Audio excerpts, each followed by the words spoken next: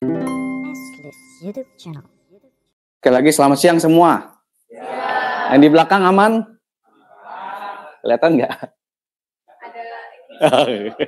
Ada di sini. Oke.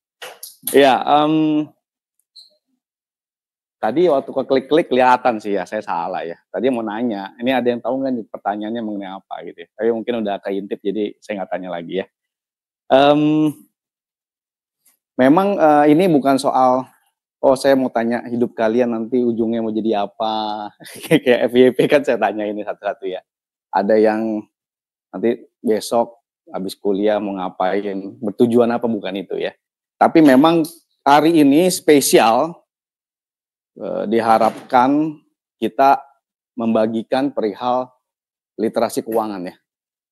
Kenapa? Karena memang ini sangat sensitif. Ini sangat berbahaya. Ini sangat exciting tuh bahasa Indonesia. Terus sangat deg-degan ya. Sangat bingung. Jadi hal tentang keuangan itu memang sesuatu banget kalau kata si hari ini ya. That's why siang ini memang saya coba sampaikan beberapa hal yang saya sudah alami ya. Karena sekali lagi, memang saya menempuh pendidikan keuangan juga, S2. Cuman saya bukan orang keuangan lah sebenarnya ya. Tapi saya mau berbagi apa yang sudah saya alami, yang kebetulan sepertinya saya lebih senior dibanding kalian semua. Ya, secara usia. Oke.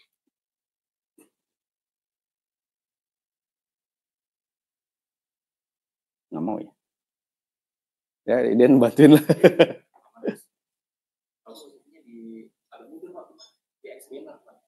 Oke. Ya, nah, ada data yang menyedihkan dan mengerikan sekaligus dan mengesalkan sekaligus ya. Memang banyak, saya bisa bilang pihak-pihak ya, yang mencoba mencari keuntungan dari greedy-nya seseorang. Ya, manusia itu semua punya kelemahan ya. Kelemahannya yaitu cenderung menjadi tamak. Semua orang termasuk saya. Ya, kalau nggak suka duit, orang bilang bohong. Percaya nggak? Saya mah nggak butuh uang di dunia ini. Ya, saya masuk ke gua aja, saya bertapa gitu. Saya nggak perlu itu semua. Ya, ada kali ya, tapi mungkin berapa miliar orang baru satu ya. Tapi secara rata-rata, orang-orang itu memang serakah. Ya, sehingga ada pihak-pihak tuh yang mencoba mencari celah dan bahkan mencari keuntungan yang sangat masif. Siapa itu? Yaitu pebisnis judol. Ya. Siapa itu pebisnis judol? Saya Pak Matius pernah ditawari juga. Kan tahu nih kita nih orang IT ya. Mau nggak bikin website buat judi? Langsung tolak mentah-mentah ya. Kita pernah gitu ya. Dan banyak sekali yang memang dari kelas kakap yang udah pengusahanya duitnya nggak berseri, sampai yang bisa coding dikit-dikit dia buka tuh. Tapi biasanya gitu-gitu tuh ketangkep, selesai ya, nggak punya backingan gitu kan.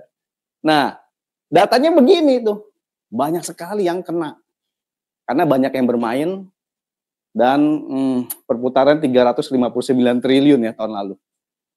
T itu duit semua ya, nggak pakai koin. 283 juta transaksi, usianya 30 sampai 50 dan usernya 4 juta orang. Kalau 4 juta berarti berapa persennya warga Indonesia tuh? Lumayan lah ya, lumayan banyak. Tapi ini baru satu persoalan, ada lagi next. Oh, dia delay ya. Oke. Satu lagi, online juga. Pinjol. Tadi judol, sekarang pinjol. Basicnya sama. Ya. Maka nanti kita mau bahas soal pinjaman. Tapi soal yang pinjol ini yang bermasalah terutama ialah yang ilegal ya.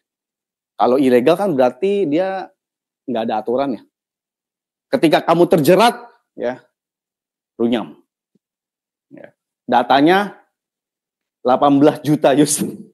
Jadi kalau 18 plus 4 juta, 22 juta per 270 juta. Ini jumlah yang sangat besar, teman-teman. Dan saya berdoa tidak ada di ruangan ini atau yang di ruangan Zoom ya, terkait salah satu ini. Dan bukan hanya berdoa, saya mengharapkan kalaupun ada, ya, saya tidak menunjuk orang, bertobatlah.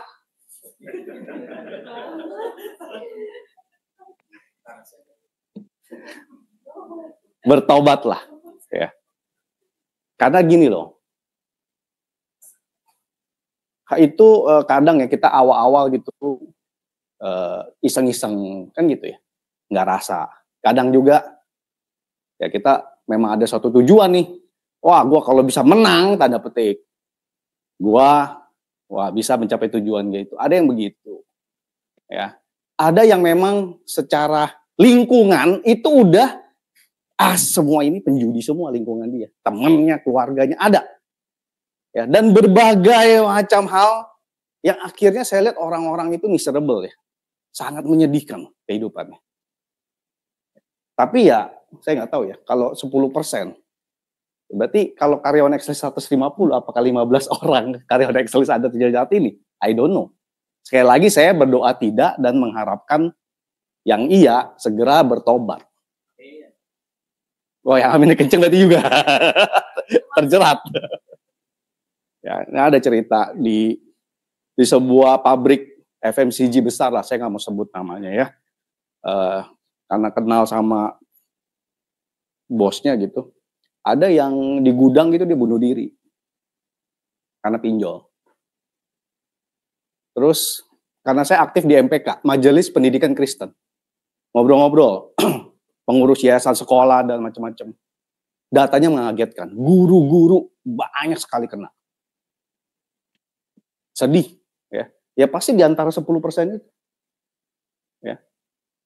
Bayangin guru, kalau kita bicara yang honorer, ada yang gaji 250.000 tuh di pelosok. Masih kena, kenapa? Karena di pelosok itu ternyata di internet. Dan karena gajinya kecil, dia butuh untuk keluarganya, dia pinjam lah ke situ. Ada. Ya, jadi tidak mengenal, ya memang kalau secara statistik usia begitu ya. Tapi ini karena online ya, nggak ada yang tidak bisa terjamah. Semuanya itu bisa kena. Ya, dan tolong ya, ini hati-hati. Ya next. Ini banyak sekali yang kena. Nah, apa yang berbahaya? Yang pertama dia escalating ya. Jadi meningkat terus. Situasi ini bukannya membaik nih. Kalau tadi 2024, 2025 datanya lebih parah. Ya. Kemudian dia berbagai sisi ya, kena di kehidupan kita itu berbagai dimensi, berbagai aspek. Dan itu menyeramkan. Apanya? Sosialnya, psikologinya, ya, keuangannya udah pasti, ekonominya, semuanya. Berbagai aspek itu menyerang, menggerogoti hidup sampai terpuruk. Sampai terpuruk. Itu bahayanya. Nah, kalau kita lihat dari keuangan aja, namanya pinjol, apalagi yang ilegal, biasanya bunganya tinggi, ya, sehingga apa? Multiplikasi, ngegulung orang bilang ya, tergulung, sampai nggak bisa bayar. Rata-rata gitu, modus operandinya. Kemudian legal issues ya, dapat jeratan dari penegak hukum, dan kemudian berurusan sama debt collector. Kalau di Bosena kantornya kita sebenarnya ada banyak orang ya, nah, itu banyak yang mengkolek utang tuh, ya, karena dia finance. Ya, sebenarnya kalau mau kolek utang kita tinggal minta, itu naik motor itu banyak tuh yang suka kolek utang ya.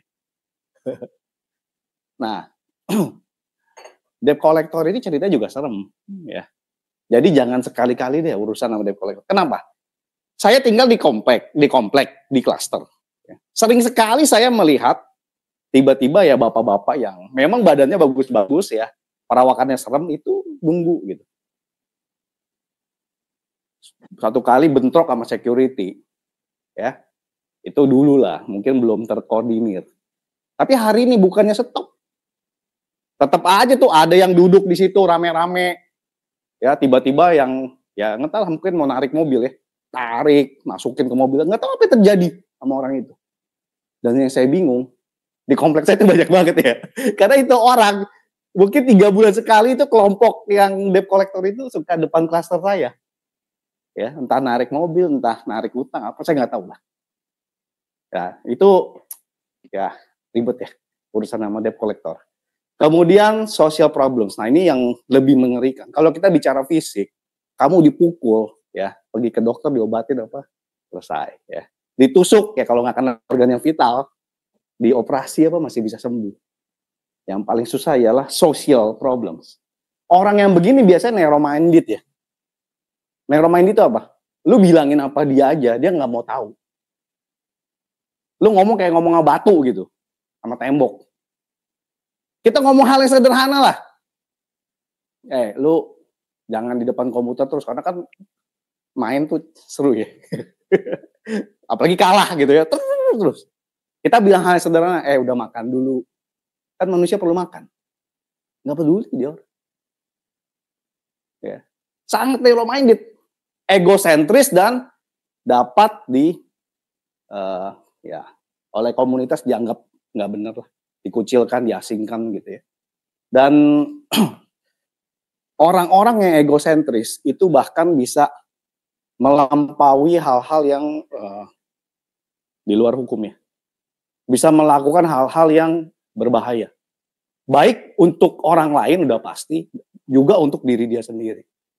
Karena dia sangat egois, dia yang penting, gue mau judi, gue harus ada dana, ya. Siapapun mau gue rugikan, ya terserah. Gue akan rugikan, gak peduli. Itu terjadi. Problem sosial. Dan kemudian biasanya, nah ini orang-orang yang begini nggak bisa tenang. Panikan, ya, gelisah, kemudian stres, depresi, ya. Dan itu yang tadi saya cerita, beberapa kasus, dan bukan beberapa, banyak sekali gitu. Nah, kalau kita dengar, oh itu lompat dari apartemen, kesel sama pacarnya, putus cinta, anak muda, gitu ya. Ada lagi lompat dari apartemen, dilihat profilnya, oh pengusaha, pusing sama usahanya, ya. Tapi ada lagi lompat dari apartemen, nggak tahu kenapa gitu ya. Nggak ada problem apa, nggak taunya judi online. Jadi ya kalau di agama saya Kristen, kamu bunuh diri, kamu tidak terselamatkan. Nggak ada harapan di kehidupan berikut. Titik, garis, dah selesai. Ya. Jadi kadang kita berpikir itu, oh jauh lah gue nggak bakal gitu. Tapi kalau lihat anak SMA sekarang ya, nggak serem loh. Ya, stres sedikit, coret gitu kan. Jadi sangat dekat dengan lain itu. Saya nggak tahu kenapa gitu. Ya mungkin teman-teman yang udah mulai di sini mulai agak tumbuh besar ya, dewasa ya. Bukan lagi anak-anak yang SMP, SMA yang pikirannya mungkin nggak bisa dikendalikan. Tapi tetap aja, yang begini-begini, usia tadi 19, 30, 20 ya kan, bunuh diri. Karena apa? Bukan asalnya, karena urusan beginian gitu. Ya, jadi tolong, ini diperhatikan, menjadi perhatian kita bersama. Ya saya yakin lah ya, di sini tidak ada yang melakukan itu, tapi kita harus aware. Ya, kadang-kadang sederhana juga, dikirimin link, tau-taunya kalian pinjem. Ada yang kena nggak? Ya, saya nggak tahu di media ya. Ya di ruangan ini nggak ada ya. Di Zoom saya nggak tahu ya ada nggak. Tapi itu banyak juga. Kupret emang bilang gitu. Emang nggak mau apa-apa, tapi klik, tau-taunya pinjem gitu loh. Nggak mau pinjem terus mau putusinnya, mau selesainya susah. Ya memang dipersulit. Bikin kesel memang. Ya karena itu tadi orang-orang yang mencari keuntungan itu, pebisnis judul dan pinjol ini. Oke, next. Nah itu bahayanya. Nah sehingga saya mau teman-teman ya di sini yang saya yakin juga sebagian besar sudah menata keuangan pribadi kan? Mana yang sudah menata keuangan pribadi? Good. Loh, mayoritas kok belum nih? Sudah. Nah, sisanya belum. Menata ya, bukan selesai. Saya nggak bilang financial freedom, enggak. Yang sudah mulai menata ya Pak, ayo. Ya, puji Tuhan ya, banyak ya. Nah, Nanti yang sudah menata silakan me-refresh gitu ya. Nah, ini untuk bagi yang belum silakan diperhatikan bahwa ada beberapa hal penting dalam personal financial kalian ya. Yang pertama ialah perlu dipahami dulu mengenai prinsip-prinsip pribadi kita dalam mengorganisasikan atau memakai uang ya. Kemudian komunitas, kemudian manajemen keuangan, kemudian biaya. Kenapa saya ambil biaya? Karena ya bayar listrik, bayar semua bayar kayaknya ya. Bayar gitu kan. Kemudian manajemen hutang. Nah, berarti tidak tabu ya kalau hutang itu nggak apa-apa. Tapi bukan yang pinjol ilegal gitu ya. Manajemen hutang. Kemudian yang terakhir investasi. Ini jangan dibalik ya, saya coba mengurutkan begitu. Tapi jangan dibalik. Oke, next. Kita bahas satu-satu. Nah, mengenai prinsip, sebenarnya dari kecil itu kita udah sering dengar orang tua kita ngomong. Benar gak? Ayo, kamu jangan boros-boros, nanti uang jajan sisihin sebagian. Dari kecil udah dengar. Ya. Siapa yang tidak pernah dengar istilah lebih besar pasak daripada tiang? Semuanya pasti pernah dengar. Ya dengar doang. Yang menjadi persoalan manusia kan gitu kan, tahu yang benar, tahu yang bagus, tapi didengar doang. Kalau kamu mau jadi manusia yang beres atau terlepas, bahkan nanti mencapai tanda financial freedom, ya orang suka dengung-dengungkan itu kan, harus memulai dari dirinya kamu dulu, bukan soal oh gue mesti investasi apa, oh gue mesti judi lalu gue bisa begini, oh gue mesti pinjem duit, oh gue mesti keluar bayar-bayar, bukan itu teknis semua. Tapi yang dimulai dari pertama ialah menata diri kalian. Ya. Di kitab suci saya ngomong, cinta uang ialah akar kejahatan. Jangan mencintai uang. Tapi kita kan nggak mungkin nggak pakai uang ya. Pakai pasti. Cari uang juga pasti cari uang. Tapi jangan mencintai itu. Ya, karena itu ialah akarnya kejahatan. Ini golden principle. Kalau kamu terus fokus, ya kalau misalnya nanti masuk ditanya HC, kamu kerja mau apa? Suka ditanya gitu nggak? Kamu goal apa kamu mau ngelamar di sini? Saya cari uang. Woi, keren banget kayaknya. Saya cari uang. Nanti saya kasihan. Hidup kamu pasti menderita, pasti. Karena cuma itu yang dipikiran kalian, uang. Orang bilang itu namanya hedon, ya. Terus bourgeois, ada lagi viral tuh ya. Tim Cook pakai jam berapa, terus yang itu bilioner, yang milioner pakai jamnya, wah, $500.000. Hedon, bourgeois.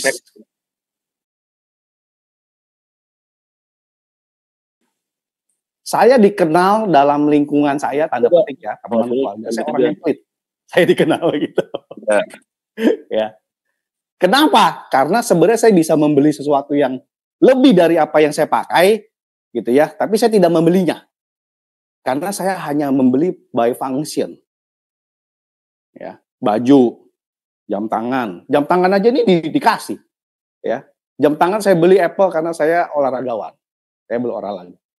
Udah baterainya ngedrop terus, tetap saya nggak ganti-ganti. Istri saya bilang, lu pelit. Bukan pelit, masih berfungsi. Ya tapi ngecas mulu, ya udah gue cas aja. Jadi dalam saya tuh memang gue ngapain beli itu? Gue nggak mau beli.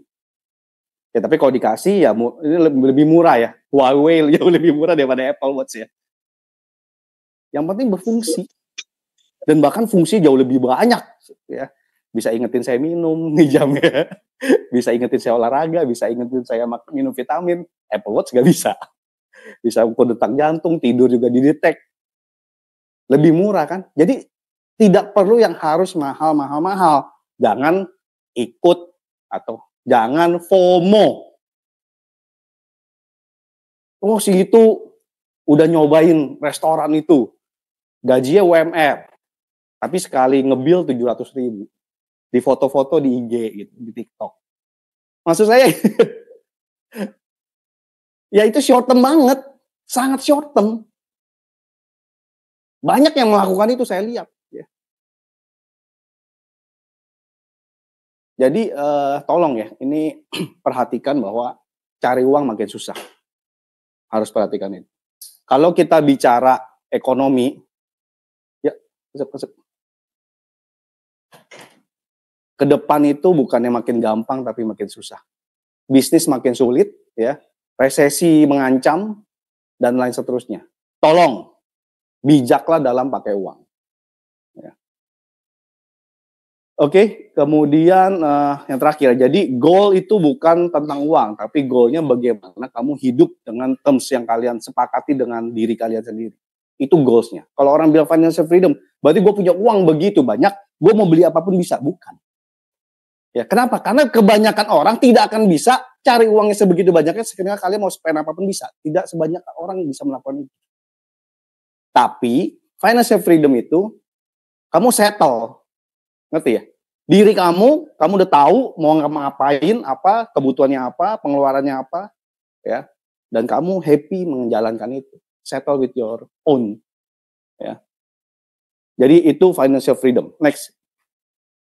Mudah-mudahan beberapa prinsip tadi kalian, dan sebenarnya sekali lagi saya yakin banget, orang tua kalian udah kasih tahu, tinggal kalian menjalani apa enggak. Saya yakin sekali, ya. Nah, yang berikut, nah ini juga penting. Saya sengaja pakai community yang fit. Fit itu dalam arti fit yang sehat. Kalian jangan bergaul sama orang nggak bener. Ya. Bahkan, maaf, mungkin agak ekstrim. Even keluarga pun. Kalau akhir-akhir bikin kalian rusak, kalian harus tarik garis. Karena kita punya tanggung jawab kepada diri kita dan nanti keluarga inti kita siapa sih? Ya kalau kalian masih ada orang tua ya, you have to embrace ya. Tapi nanti kalian akan berkeluarga, bikin keluarga kecil lagi, itu yang core kalian, yang kalian bisa manage, kalian bisa maintain. Ya mungkin nanti sebagai orang tua. Ya, jadi kalau keluarga ada saudara, sepupu yang ngajakin aja bola aja, judi bola. Cut. Kalau bisa nggak usah kenal tuh sepupu. Real. Yang pikirnya selalu, yaitu, cari uang yang cepet. Kan problem utamanya juga begitu kan. Kalau gue judi bola 2 jam, gue menang, gue selesai dapat duit. 2 jam. Mungkin duitnya sebesar yang kalian cari sebulan. Mungkin aja. Itu yang bikin orang selalu jadi, apa ya, masuk lingkaran setan sih, menurut saya sih begitu. Ya, jadi tolong cari komunitas yang sehat untuk kalian. Kenapa? Karena itu mempengaruhi ya. Kalian tuh berada di lingkungan yang sehat, kalian akan jadi sehat. Kalau kalian berada di lingkungan yang buruk, maka kalian akan menjadi buruk. Siapa aja lingkungannya? Keluarga, teman, ya, kolega. Ya. Nah, kadang ada kolega ini, kalau di konteksnya di Excelis, ingat kita ada value nih. Saya pakai nih bajunya nih. Ya, being the light. Kalau ada kolega yang nggak bener, kalian benerin. Karena itu value kita. Dalam arti benerin gimana? Kasih tahu. Nggak bisa dikasih tahu HC, biar dikonsul. Ya kan? Kita masih ada usaha loh untuk menyelamatkan orang. Nggak bisa dikonsul. Diapain? Nggak bisa dibinasakan. Sering dengar kan? Dalam arti diputus. Kenapa? Kita tidak mau lingkungan eksternal yang sehat jadi rusak. Kita akan berani putus orang yang tidak sesuai dengan value kita. Ya lu mau skill lu setinggi langit, cut. Nggak peduli kita. Ini manajemen ada hadir semua di sini. Komitmen kita nih berlima. Ya. Sebutuh apapun orang, kita nggak peduli. Cut. Ya karena kita tanggung jawabnya, kita bersama-sama nih satu kapal nih ratusan orang ya. Bukan 1-2 orang. Kalau nggak benar udah pasti kita nggak mau. Kita mau bikin lingkungan kita ini yang fit gitu ya. Dan seterusnya, saya nggak tahu. Mungkin teman olahraga sama ya. Teman apa lagi? Ya, banyak. Nah, itu cari yang fit untuk kalian. Next. Nah, ini mengenai manajemen keuangan. Saya cuma sebenarnya panjang ya, namanya juga financial management. Satu kuliah, S1 ya. Gak mungkin saya paparkan di sini. Tapi saya mau ambil bagian yang penting. Yang pertama ialah anggaran. Anggaran itu seperti kompas ya. Maka kalian harus berhitung. Gaji saya berapa? Ini anggaran ya. Makan berapa? Transport berapa? Nonton eksekusi berapa? Ya kan? Kencan berapa? Kan gitu ya. Itu anggaran, itu harus kalian buat. Ketika kalian membuat ini, kalian ada seperti panduan loh. Oh, saya udah janji sama diri sendiri, saya sendiri. Yang ketika itu saya tulis anggarannya bahwa ini segini, ini segini, ini segini. Bahkan lebih jauh kalau kalian mau, sekarang kan banyak e-wallet atau bank digital ya. Itu kalian bisa put dengan mudahnya di aplikasi. Begitu masuk, pindahin ke pocket-pocket gitu loh. Itunya 0, stop. Stop disiplin. Ya, bagian yang udah habis, yang kalian sudah plot itu, kalau udah habis ya habis. Jangan dipaksain. Ya, jadi bikin itu anggaran supaya kalian paham kalian dapat berapa, kalian bisa spend berapa. Jangan lebih besar masak daripada tiang. Ya. Nah, yang penting juga ialah emergency fund. Nah, ini penting untuk peace of mind dan financial stability. Maksudnya gini. Hidup itu full of surprise kan? Full of problems kan? Ada hal-hal tuh yang kadang-kadang kita perlu keluar uang. Ya, mungkin orang tua sakit, tidak terencana ya. Tapi nggak mungkin orang tua kita nggak bantu. Ya. Terus apa lagi? Anak, ya amit-amit ya. Kenapa? Sakit atau apa gitu. Ya, tidak terencana. Siapa yang mau sakit? Nggak ada. Ya. Dan seterusnya. Banyak sekali pengeluaran-pengeluaran itu yang tidak terencana dan dadakan. Maka kita perlu emergency fund. Coba, karyawan emergency fund berapa? Yang udah nata ini mungkin siapkan emergency fund berapa? Ada yang mau sharing? Atau di Zoom ada nggak yang chat atau apa? Emergency fund berapa yang mesti dialokasikan? Nggak ada. 20%. Ya kan kamu nggak mungkin 20% dari kalau terjadi sesuatu cuma 20% dari gaji ya. Kekecilan kayaknya ya.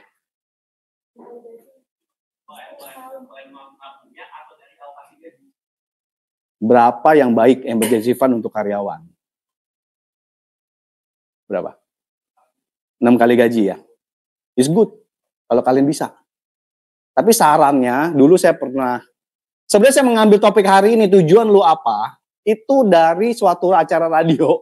Di zaman saya masih kerja 3 jam naik mobil pulang balik karena macet. Ya, dari area barat ke area timur, berarti Jakarta itu diterobos 3 jam ya, 1 kali jalan. Zaman dulu ya, macet-macet di jalan. Sehingga ada acara radio menemani saya, yang berbicara itu Liguina Hananto, itu terkenal. Mungkin kalian juga pernah dengar, ahli keuangan. Ya, itu dia bikin acara itu judulnya tujuan lu apa? .com tapi mungkin dia bikin website atau apa waktu itu ya. Tujuan lu apa .com. Menurut dia karyawan 2 sampai 3 kali lah. Udah lumayan. Dan itu emergency fund kalian tidak boleh touch. Kalau nggak bener-bener penting, itu kayak dana abadi orang bilang gitu, tanda petik. Udah ngendep aja di situ. Ya, simpen di situ. Nah, kalau udah anak ya, nah mungkin 6 kali itu mungkin udah punya anak ya. Anak 1, anak 2 itu bertambahin tuh berapa kalinya. Tapi kalau pengusaha ada yang bilang 12 bulan, ada yang bilang 24 bulan. Ya, sekali lagi tapi itu kan tergantung kemampuan ya. Kita nyisihin berapa sampai punya berapa kali. Kalau nyisihin 20% dong mungkin agak cepat lah. Ya. Mungkin bulan depan 10%, 10% selesai. Ini enggak. Kalian harus ciptakan itu, create, sisihkan dulu kalau belum punya. Kalau yang udah punya aman. Ya, sehingga itu tidak mengganggu kalian. Kalian nanti tiba-tiba ada sesuatu, kalian tenang. Oh, ada kok. Dibandingkan, oh ada terjadi sesuatu. Waduh, pusing. Pinjam sono, pinjam sini, kena lagi yang tadi, pinjol. Ya, amit-amit tambah lagi judul. Ya, jadi tolong, ini juga satu hal yang penting ya. Nah, income and cost. Keseimbangan antara pendapatan dan pengeluaran itu sangat kritikal untuk kesehatan finansial ya. Ada di sini yang lebih besar biaya daripada pendapatan? Kalau nggak ada yang angkat tangan, paling malu. Kenapa? By statistik, by data, rata-rata orang lebih besar pengeluaran dari penghasilan. Rata-rata. Ya. Tapi mungkin juga benar kalian tidak angkat tangan karena kalian belum berkeluarga. Yang bujangan biasanya aman. Ya, nanti kalau kalian sudah berkeluarga, makanya you prepare. Kenapa kita dengar ini hari ini? Karena kalian akan menghadapi pengeluaran kalian akan lebih besar daripada penghasilan. Itu dunia nyata. Nah, lalu bagaimana dong kita ini supaya bisa bertahan? Ya, hidup hemat, satu, atau tingkatkan penghasilan, dua. Nggak ada cara lain. Ekonomi itu sum zero game orang bilang. Ya, hanya itu. Kalau lu nanti udah berkeluarga, pengeluaran makin banyak, lu berhemat sebisa mungkin, kencengin ikat pinggang. Atau lu cari penghasilan sebanyak-banyaknya. That's it. Itu doang rumusnya. Baru bisa terjadi keseimbangan. Ya. Tapi selama kalian tidak mau memilih atau melakukan satu di antara dua itu, maka pasti pengeluaran kalian lebih besar daripada penghasilan. Pasti. Yang akan mulai berkeluarga. Misalnya, sederhana nih, ya. Punya duit gak? Punya. Karena masih muda kan, belum ini. Terus kawin. Pasti di titik itu langsung kalian lebih besar pengeluaran. Bisa minimal pengeluaran untuk bayar utang. Karena waktu kawin kalian gak cukup dari kalian ngutang. Itu saya alami dulu. Berhutang waktu kawin. Tapi saya utang gak banyak. Karena saya dulu waktu kuliah di BINUS saya udah jualan. Ya. Tapi saya berhutang. Dan di titik itu, pengeluaran saya lebih besar sedikit aja. Jadi tidak mengkhawatirkan. Nah ini kenapa? Karena saya di awal udah curi start. Saya penghasilan dulu saya gedein. Walaupun sambil kuliah gue sambil jualan. Jualan gambar dulu ya. Oke, sebagai udah dengar ceritanya ya. Nanti kapan-kapan saya ceritain. Bagi yang one-to-one juga saya ceritain gak apa-apa. Ya. Udah jualan saya. Dan itu sangat besar. Saya cuma jadi broker gambar AutoCAD doang. Sangat besar. Nah, sekarang gimana kalian? Kan gitu ya. Tolong berhitung. Ininya dihitung ya, pakai anggaran. Dan seterusnya. Sampai besok nih gimana. Oke, kita lanjut dulu. Nanti lebih... Waktu saya masih berapa menit sih? Nggak ada timer ya.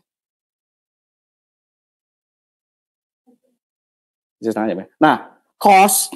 Nah, ini yang suka lupa nih. Tadi bikin anggaran nggak? Bikin ya. Tahulah bulanan apa aja keluar nih. Tapi kadang-kadang kita lupa yang namanya annual cost.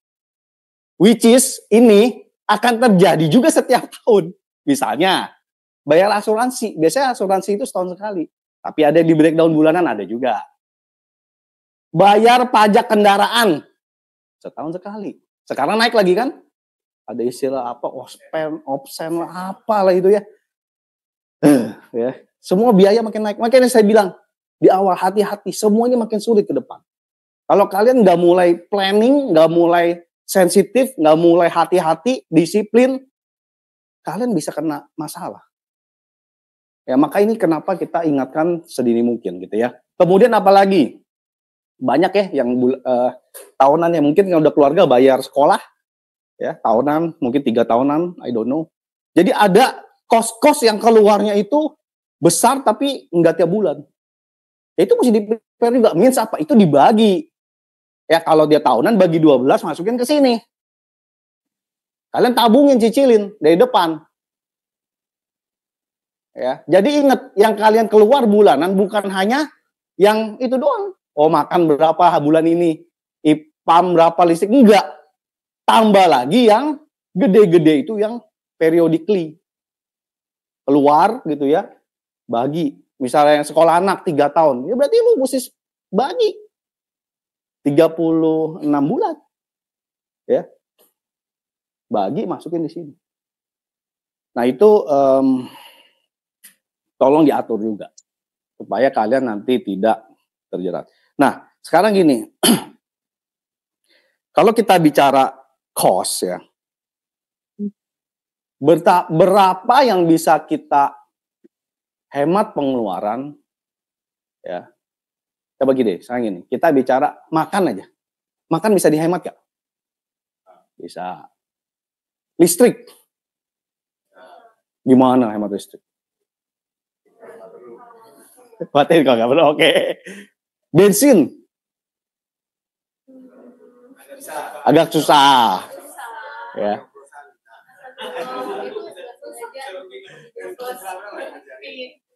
Ngopi-ngopi. Bisa. Kalau udah ngajak udah gak langsung udah ngikut nomor 1 gitu ya. Sebenarnya teman-teman ginian ya. Saya juga waktu nyiapin materi sebenarnya saya selalu berpikir audiens saya gitu loh. Hari-hari kita mau tahu sebenarnya apa yang mesti dilakukan. Kan gitu ya.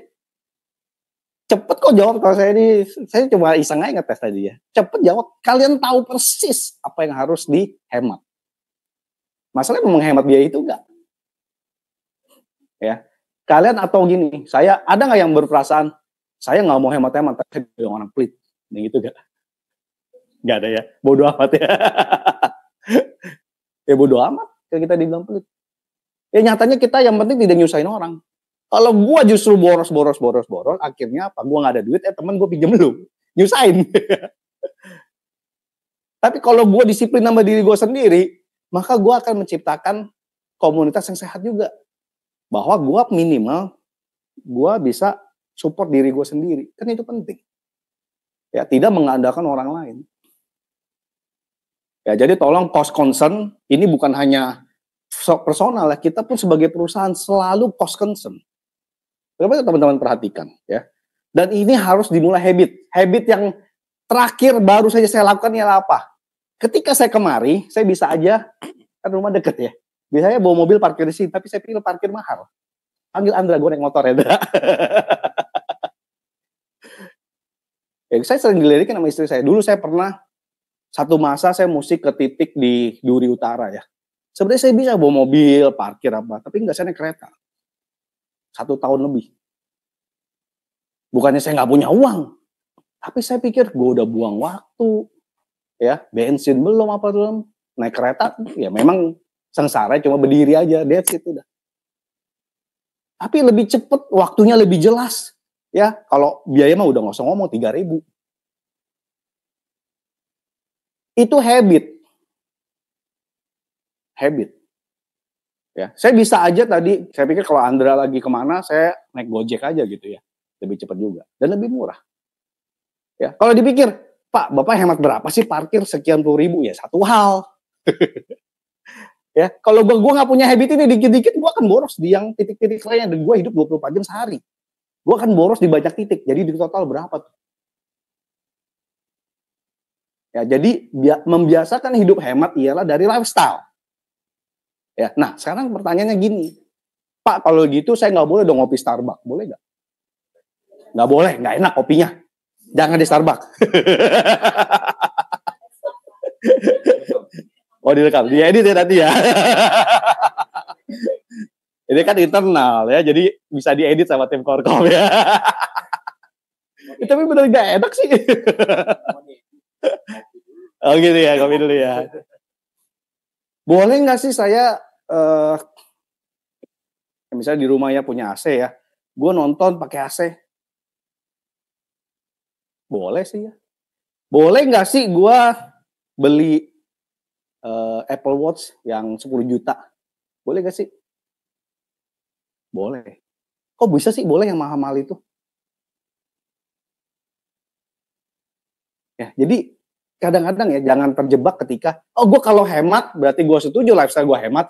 Lalu semua yang oke-oke itu, semua yang hebat-hebat dan keren-keren itu nggak bisa gue dapatkan.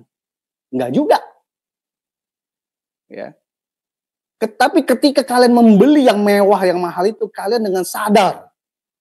Dan kalian dengan pride minimal. Gue beli nih yang mahal. Ngerti gak? Kenapa? Karena gue mampu. Bukannya karena gue tidak mampu. Kadang-kadang orang pasang di sosmed, Instagram. Wah, lagi di Kapadocia. Naik balon di Turki. Oh, terus kemana? Oh, posting Korea, ke Korea. Begitu dicek keluarganya apa? Installment. Cicil, perginya dulu, bayar belakangan. Itu bukan yang basic, tapi kalian punya beban. Sesudahnya loh.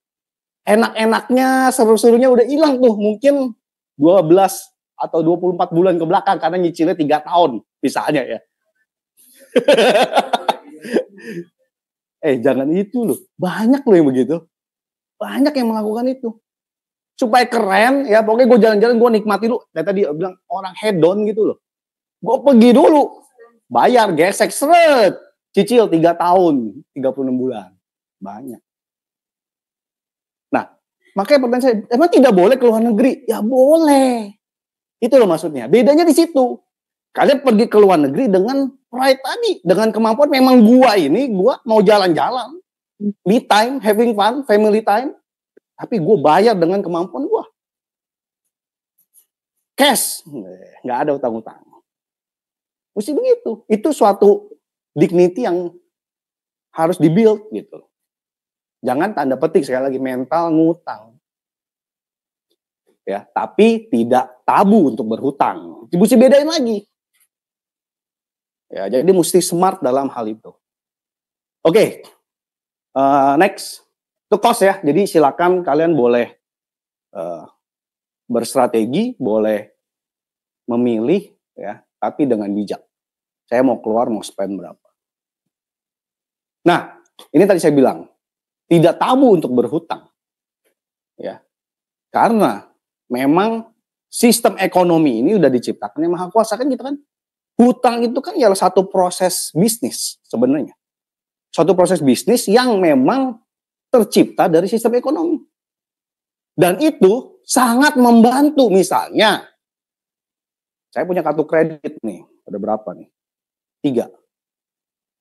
Tapi tidak pernah satu kali pun dalam hidup saya pernah pegang kartu kredit. Saya tidak bayar tunai.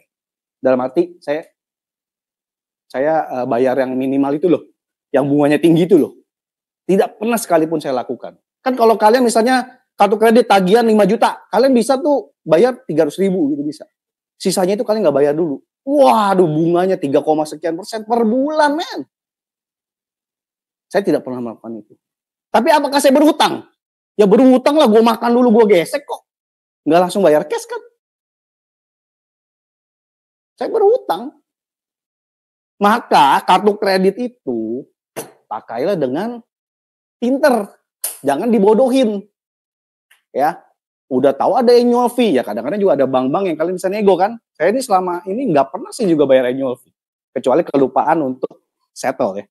Kadang kan annual fee itu datang di tagihan, lupa untuk diurus. Akhirnya ya udah bayar gitu ya. Tapi annual fee muncul itu bisa lu telepon kartu ke banknya, lu bisa minta di waive, dihilangin. Ya. Nah, jadi kartu kredit memudahkan kita untuk bertransaksi. Dengan apa? Dengan berhutang. Tapi hutangnya kapan? Ya sebulan aja. Begitu ada tagihan lu bayar. Kenapa harus dibayar? Karena bunganya tinggi. Kalau nggak dibayar pas jatuh tempo. Ya, manajemen hutang itu tips nomor 1. Kan enak dong. Jadi ya lumayan lah. Buying time kan, gajian kan nggak setiap hari. Ada gaji tiap hari di sini? Nggak ada kan. Semua kan pasti ada cycle ya kan. Nah, kalian bisa spend dulu. Karena bisa nanti untuk pakai gajian. Tapi ingat sekali lagi, apakah yang kamu gesek itu ada di anggaran? Kan balik lagi begitu. Oh ada anggaran makan, ya udah pakai. Ya. Nah, lalu ada hutang juga yang kadang-kadang memang tidak bisa dihindari. Ya, yang memang kita harus berhutang dalam jangka panjang. Misalnya apa? Rumah. Ya. Untung saya dengarnya rumah. Nggak bilang jam tangan Cartier gitu ya. Untung nggak ada yang jawab gitu ya. Untung jawabnya langsung saya dengar rumah. Ya, salah satu rumah. Kenapa? Karena kita perlu tinggal kan, perlu untuk keluarga dan sebagainya. Nah, dalam kita melakukan hutang, ya, perhatikan 3 hal. Yang pertama ialah proses, kemudian interest, kemudian rencana mencicil. Proses. Itu kredit rumah berapa tahun? 15 tahun. Ya. Kalau di luar negeri itu ada yang sampai panjang sekali ya. Singapura misalnya, itu panjang. Tapi memang karena harga juga luar biasa ya. Nah itu kalian mesti kira-kira ketika gue kredit rumah, gue akan selesai di kapan? Kalau 15, ini usia rata-rata berapa di sini? 25 ya? Berarti seusia Pak Farid baru lunas. Kalau 15 tahun. Ya. Kalian membayangkan itu nggak waktu kredit rumah? Pertanyaannya itu, kadang-kadang jujur saya waktu kredit rumah saya tidak bayangkan. Jujur. Nggak ada yang kasih tahu saya begini. Kredit rumah pasti lunas, kapan juga nggak tahu, nggak pikirin. Saya dulu begitu. Ya, silakan picturekan ketika kalian melakukan itu. Nah, di titik itu saya baru lunas. Oh, umur 40-an, seumur Pak Farid, gue lagi ngapain ya?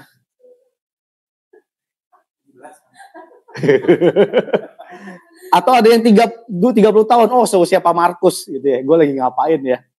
Bisa juga kan? Ya. Nah, kalian picturing itu enggak? Gitu. Nah, ini menjadi penting ketika apa?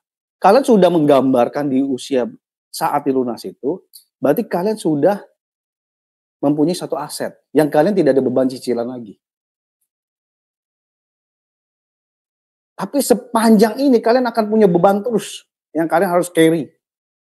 Belas atau puluh tahun sampai itu lunas. Ya, maka harus hati-hati. Ya, kadang-kadang saya dengar ya teman kita ya, saya nggak mau sebut nama, waktu beli rumah ada desakan sono sini, udah tahu kalkulasinya kuatnya segini, ya. Tapi didesak sini sono sini, akhirnya beli yang lebih mahal, yang cicilannya wah sampai mencekek, ya. Akhirnya kelelahan sendiri. Akhirnya hidupnya nggak happy. Lalu ngapain punya aset kalau hidup kalian nggak happy? Mendingan udah kontrak aja sampai tua. Bener nggak sih? Kalau kita ujung-ujungnya tidak senang, siapa ya? Masuk aja kenapa deh? Oke. Ya, kalau kalian ujung-ujungnya melakukan hutang, ya bangga-banggaan punya rumah, tapi kalian nggak bisa bayar itu dan kalian setiap bulan stres, lalu kalian ngapain lakukan itu? Kenapa kalian nggak? Ya udah, gue nyewa aja. Karena misalnya gini ya, kalau kalian hitung-hitung, banyak sekali yang mengkalkulasi, sewa rumah itu ternyata lebih murah. Banyak yang menghitung itu. Ingat loh, kalian punya rumah, lu harus maintenance, lu harus renovasi, lu harus ini, harus itu, bayar iuran, udah seterusnya. Dengan segala bebannya. Apakah kalian sudah berhitung cukup dalam menentukan, oh saya beli atau sewa? Nah, makanya berproseslah di sini. Jangan, oh pakai ego, ya, atau pakai apa? Emosi. Kalian akan terjebak ke situasi yang tidak mudah. Akhirnya teman kita itu saya ceritakan, mau jual, ya kan? Akhirnya mau jual. Emang gampang jual rumah sekarang? Properti ini dari tahun 2016, saya masih ingat boomingnya di 2016. Sampai hari ini tidak recover. Lu mau jual properti susah, kecuali jual rugi. Lalu ngapain kita melakukan itu? Kan nggak make sense gitu. Teman-teman di sini semua saya yakin pinter-pinter, pasti. Ya, sebagian besar lebih pintar IQ daripada saya. Saya IQ ini nggak pintar. Saya jujur, saya nggak IQ nggak pintar. Tapi saya dengan kesulitan menghitung, saya disiplin. Saya itu susah sekali memplan ini, jujur aja. Istri saya sampai sebel, karena saya tuh kalau ngerjain begini bisa sampai 2 malam begitu. Saya tuh bodoh. Tapi saya begini saya mau. Kenapa? Karena nggak mau terjebak ke lubang gitu loh. Ngapain? Ya jadi teman-teman tolong perhatikan. Nanti yang mau itu rumah, entar apa mobil. Wah, ada yang mau punya mobil, ya. Ada yang mau punya apa lagi? Motor, ya. Ada yang mau punya apa lagi? Semua utang. Pokoknya gue punya semuanya. Nggak apa-apa nanti kalau gue nggak bisa bayar, tarik aja lah. Mental apa itu? Jangan senyum-senyum, ada. Ada yang begitu, banyak. Tapi tidak di sini ya. Banyak sekali. Di luar setengah tuh teman-teman saya apa. Nggak apa-apa, gue yang penting pakai dulu kan. Nanti kalau udah 3 tahun nggak gue bisa bayar, ya udah tarik aja. Tuh gue udah pakai. Dia pikir DP apa segala macam itu biaya yang kecil gitu. Kenapa? Karena nggak pernah berhitung. Itu biaya di depan itu yang paling besar. Dan itu hanya menyelesaikan bunga dulu ya. Kalau kita bicara hutang kan. Cicilan di depan itu kalau kalian 15 tahun, itu gelondongan di depan itu bulan ke bulan, itu semua bunga semua tuh, ya. Bunganya baru menurun tuh panjang banget mungkin di tengah-tengah atau ke belakang ya, baru bayarin pokok. Tapi di depan itu semuanya bunga lu bayarin. Baru setahun 2 tahun lu bilang tarik aja. Ya itulah akhirnya uangnya bermasalah. Karena tidak memperhatikan. Ya jadi prosesnya tolong, timeline, terus persyaratan ya, kadang-kadang KTP ya, kemudian apa itu namanya, nggak disiplin tuh ya, ada ini jadi susah. Ya kemudian gini loh, kakak KTP itu kan mesti inline tuh namanya tuh. Tapi ada salah satu itu beda huruf atau apa nggak diurus dari kecil gitu. Itu jadi bermasalah. Kalian udah nge-DP diburu-buru akhirnya nggak approve karena soal dokumennya problem. Ada, banyak terjadi. Ya, jangan melakukan hal yang konyol lah, kayak gitu-gitu rapikan ya. Requirement dan seterusnya dan biaya ya. Jangan lupa, ngutang itu ada biaya provisi, biaya asuransi, biaya. Nah, kalian hitung nggak? Atau jangan-jangan ngitung ininya doang. Cicilan berapa, harga rumah berapa. Nanti dulu cicilan udah jalan ya, udah di-approve dan udah nyicil.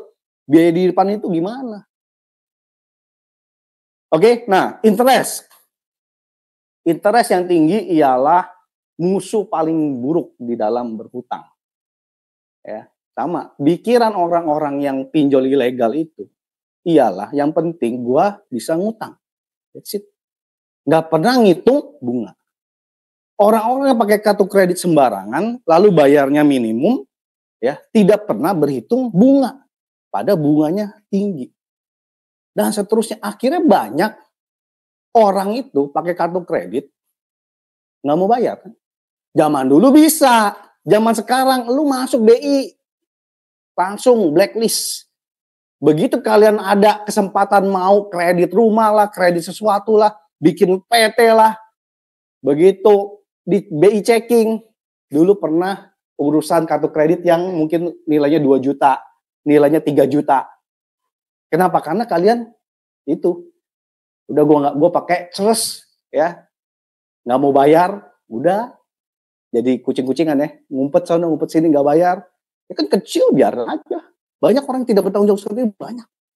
Tapi dia akhirnya dia mulai tumbuh dewasa dan berkegiatan dan berusaha ya, dia mau mulai lapor apalah inilah beli itulah, nggak bisa karena BI-nya kena, BI checkingnya kena.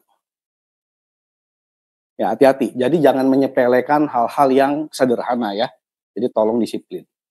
Dan yang terakhir installment plan. Berapa yang tadi ya, berapa lama dan sebulan itu bisa nyicil berapa sih? Pernah ngitung nggak? Secara hati-hati. Harus dihitung ya. Oke. Nah ini terakhir ya. Saya pernah ditanya belum lama ini sama temen gereja saya ya, Pak Markus, kripto itu apa? Karena anak saya main kripto. Terus dia bilang, saya nggak ngerti, tolong jelasin. Ya udah, saya jelasin gini. Tapi saya gali-gali kenapa anak bapak main kripto. Karena temennya bilang ini bagus. Jawabannya itu, ya. Dan ini banyak sekali terjadi di orang-orang yang mau investasi. Semua kita, agak semua, banyak orang itu fokus kepada instrumennya. Ya, oh saham, ini lagi rame ya, saham trading hold BI kemarin karena menyentuh 5%. Turunnya, bukan naik. Turun 5%, perdagangan di stop. Terus ya, biasalah anak-anak muda kan gitu ya. Oh, lagi sama apa beli, lagi sama apa. Instrumennya balik-balik. Ya. Terus kemudian pergi ke mall ditawarin, "Pak, buka aplikasi ini, Bapak bisa invest di sini ini. Instrumennya lagi-lagi. Ya. Banyak sekali kita itu terjebak kalau investasi fokus di instrumen. Ya. Nah, lupa kalau kita bicara runut dari awal, ini tentang menata keuangan. kalian mau investasi, ini kaitannya sama sebelumnya apa? Ya. Oh, Pak, saya udah budgetin, kos saya segini, gaji saya segini, saya masih ada spend duit, Pak. Ya, spend duit ini saya mau investasiin. Oke, kalau bicara dari situ, spend ini duit ini lu mau investasiin untuk apa? Maka si Ligwina yang saya dengar di radio 3 tahun itu selalu bilang, ngomong terus tujuan. Lu apa sih sebenarnya? Investasi. Jangan dibalik. Oh, ada uangnya, oh ada instrumennya, oh ada, gitu ya. Terbalik semua ini, nggak bisa. Kamu mau ngapain sih? Itu dulu. Ya, misalnya, Pak, habis saya kerja-kerja ini kan saya pacaran. Ya pasti habis ini saya mau kawin, Pak. Itu tujuan. Ya. Kawin perlu berapa duit sih sekarang? Ada yang lagi planning merit? 200 juta, ya. Kan bisa dihitung dong. 200 juta kamu mau merit berapa tahun lagi? Misalnya 20 bulan lagi. Mau merit 200 juta dibagi 20 bulan berapa? Ini lagi puasa jadi nggak bisa ngitung atau gimana? 10 juta. 10 juta sebulan.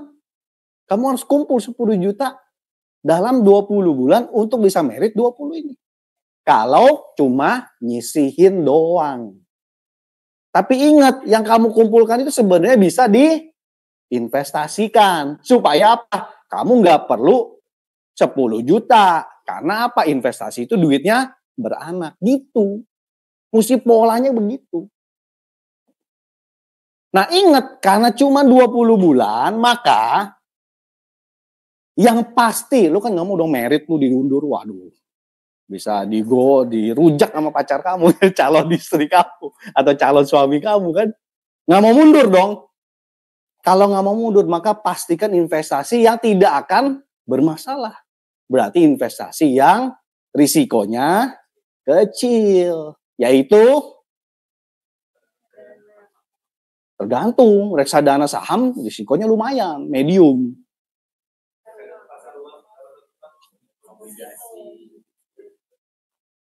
Obligasi ada yang 2 tahun. Ada ya. Ya itu, sebenarnya saya udah tahu, udah pintar-pintar.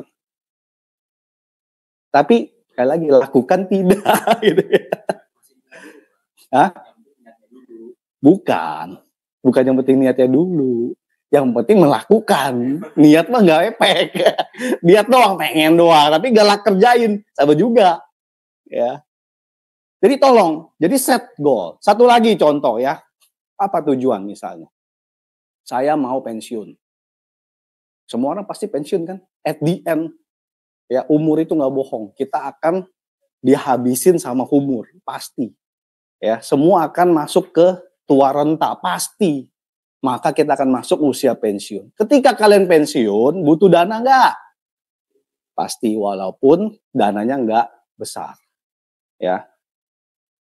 Maka siapkan itu untuk kalian bisa support diri sendiri, tidak menyusahkan anak. Ya, tolong yang punya nanti, maupun masih muda-muda ya, tapi mungkin dari muda kalian punya pikiran, pokoknya gue tua harus diurus anak, tolong coret pikiran itu. Jangan nyusahin orang, siapapun itu, termasuk anak sendiri. Harus bisa support diri sendiri. Maka, usia pensiun berapa? Sekarang BPJS semakin memperpanjang ya, berapa usia pensiun? 59 ya, kalau nggak salah tahun ini 59 dan akan nambah terus ya. Berarti di usia 59, kalian akan masuk usia pensiun sampai rata-rata harapan usia di Indonesia berapa?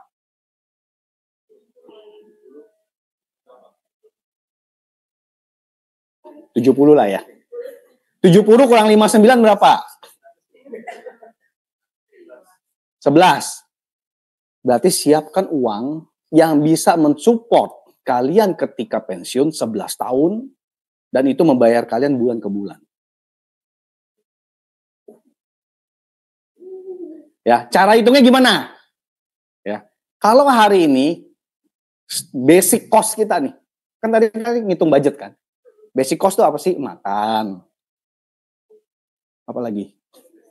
Utilitas ya, katakanlah utilitas. Nah itu basic-basic aja udah. Karena kan kita udah mendoakan atau berharap ya anak kita udah stabil lah ya. Kita ngurusin kita sama pasangan kita aja. Basic. Ya. Itu anggap berapa? Anggaplah sebulan 10 juta misalnya ya. 10 juta hari ini, tapi ingat ada namanya konsep time value of money. 10 juta hari ini per bulan, bentar, sebelum 10 kali 11 tahun berapa? 120 kali 11 berapa?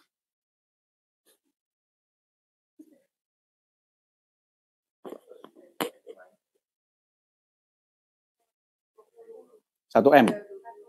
1.320.000.000 uang hari ini. Ya, kalian hitung pakai kalkulator keuangan, ada kalkulator time value of money ya. 1,320 hari ini di masa yang nggak tahu umur kalian berapa. Ke 59 itu loh. Itu berapa tahun? Kalian future value kan ke yang usia 59 itu. Akan dapat angkanya misalnya 5M. Siapin 5M.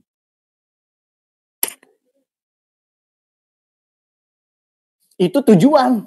Maka untuk menyiapkan 5M-nya kan nggak mesti besok. Kan lu nggak pensiun besok, men. Masih panjang gitu ya. Nah, ini jangka panjang nih. 5M, ya kan? Di berapa puluh tahun ke depan, mesti didapatkan. Maka kalian akan menghitung, setiap bulan saya harus invest berapa. Dibagi dan kalikan instrumen keuangan memberikan imbal hasil berapa, gitu cara hitungnya. Ya, misalnya, untuk mendapat 5M di 30 tahun mendatang misalnya, ya, maka saya akan hitung apa yang boleh jangka panjang. Kalau jangka panjang kan berarti risknya boleh tinggi kan? Apa yang risknya tinggi? Misalnya saham. Saham itu 25% ya, rata-rata lah. Kalau kalian bisa dapat imbal hasil 25%, maka untuk 30 tahun ke depan dapat 5M dibagi dengan keuntungan 30% tadi dikali. Maka kalian sebulan mesti invest berapa? Ini yang begini-gini ada yang nggak jelas nggak? Ulang ya. Oke. 30 tahun lagi nih lu mesti dapat 5M. Tadi kan udah dihitung. Kenapa 5M-nya? Ya. Maka kan masih 30 tahun. 30 tahun itu lu mesti nyicil sehingga dapat 5M. Tapi kan bukan nyicil, ini kan invest. Ya kan? Nah, kamu mesti invest berapa dengan imbal hasil 25%. Sehingga dapat angka 5M. Hitung lagi pakai kalkulator keuangan, itu bisa keluar. Maka sebulan kamu akan harus beli saham nilai segitu. Pak, boleh nggak untuk yang itu saya cicilnya saya taruh deposito? Ya boleh, tapi kamu pasti lebih besar. Angka yang kamu harus invest setiap bulannya. Kenapa? Karena deposito 3%, 4%. Tapi kalau kamu investasi saham, maka 25%. Maka yang kamu invest setiap bulannya lebih kecil. Karena imbal hasilnya lebih besar. Paham nggak? Ya, jadi itu balik. Tujuan kamu apa? Baru kamu invest, tidak terbalik ya. Jelas semua? Oke. Nah, yang berikutnya, ya tentunya risiko tadi kita bahas sudah ya. Nah, terus karakter kalian. Enggak semua orang setuju dengan, oh jangka panjang berarti saya mesti high risk. Enggak banyak orang setuju. Ya mungkin dia orang yang tidak mau ambil risk besar-besar. Bisa aja. Berarti dia harus paham, dia cari uang lebih besar. Karena yang diinvest mesti lebih besar angkanya. Ya, jadi pahami karakter. Ada juga yang lebih gila. Ya. Kalau gitu gua kripto aja. Kripto kan bisa berapa ratus persen, nggak jelas ya. Tapi ingat, itu berarti kalian akan mempunyai risiko yang sangat tinggi, bisa hilang uang. Yang kalian planning tadi mau di-set sampai ke depan itu, mungkin bisa tidak tercapai, karena risikonya tinggi. Paham ya? Jadi karakter kalian tuh kalian mesti kenali. Dan hari ini, kemarin, ini terakhir ya, BI, ini bukan saran investasi ya, gue mau sharing aja. BI drop, BBCA jadi 8.000 itu saya beli. Apakah tindakan yang tepat? Orang bilang, banyak yang bilang ngaco. Ya tapi nggak apa-apa, saya beli aja. Ya walaupun nggak signifikan sih angkanya. Isi akses, kenapa saya beli? Gampang sekali sekarang beli saham. Ada yang nggak bisa beli saham? melakukannya maksudnya? Ada yang kesulitan di sini? Semua bisa ya? Pakai aplikasi Bibit, aplikasi Indo Premium, macam-macam. Saya pikir tinggal tik, wah, BB saya yang biasa ceban sekarang 8.000, beli aja lah, merem gitu. Ya itu karakter saya gitu ya. Bukan saran untuk kalian invest. Tapi maksudnya apa? Sekarang kalau kalian tidak investasi, kalian akan kelelahan karena harus cari sumber dana yang lebih besar. Padahal kalian bisa investasi dengan sangat mudah.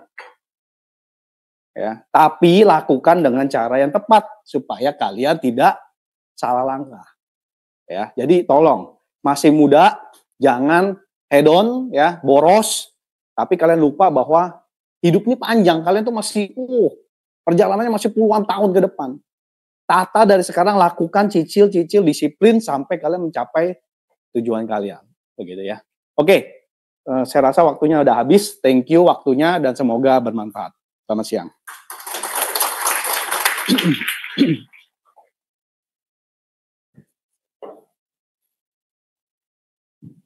Oke, nah teman-teman, oke, ini Pak.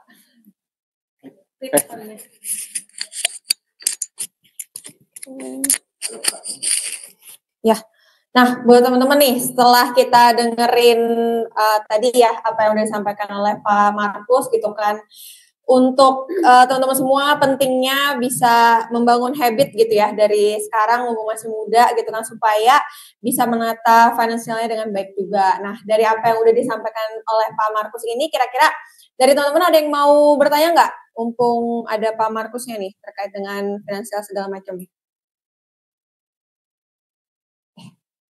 Aku hitung 3 detik. 1, enggak ada. 2, 3. Belum ada lagi ya yang mau nanya ya? Oke, yang di Zoom ada yang mau bertanya, bisa raise hand aja ya teman-teman yang lagi di Zoom. Ada ini. Oke, buat yang di Zoom silahkan ya, kalau mau bertanya juga tinggal raise hand. Zoom-nya.